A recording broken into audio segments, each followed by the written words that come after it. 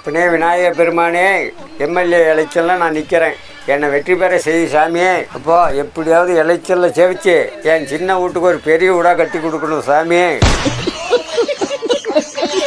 ஓட்டு கேளணும் ஐயா, வீட்டில் யாரும் இல்லைங்களா ஐயா? தாயே ஐயா என்ன பிரச்சனை இரு, நான் கூப்பிடுறேன். ஆறா ஓட்டுகளை வெளியே வாடா. யாராவது வெளியே வாடான்னு கூப்பிடுவேன். ஆட்டு குடல ஒரு மாதிரி உரிய போடுறேன். சரி சரி கிளம்பு. இன்னும் கொஞ்சம் நேரம் நின்னா ஆட்டு கழுத்து அறுக்கிற மாதிரி அறுத்துருவேன். தலைவரா, ஓட்டு கேட்டு கழிச்சு போயிருச்சு, மணி 12 போயிடுச்சு. இதுக்கு மேல் கொண்டு கவனிச்சாதான் ஓட்டுக்காக வருவோம். அதான் ரெடியாக இருக்கிறா, வேணுங்கிறத எடுத்து சாப்பிடுங்கடா, சீக்கிரம் போகலாம்.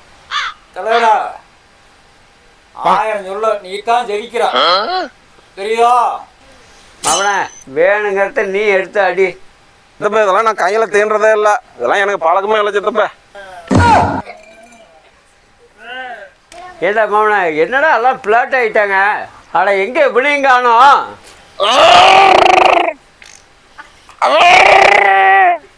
சரி சரி, எலெக்ஷன்ல வச்ச மாதிரி தான். எங்களுக்கு தண்ணியில கண்டமில்ல, எங்களுக்குள் ஜாதி மதம் ரெண்டும் இல்ல, கட்சிக்கார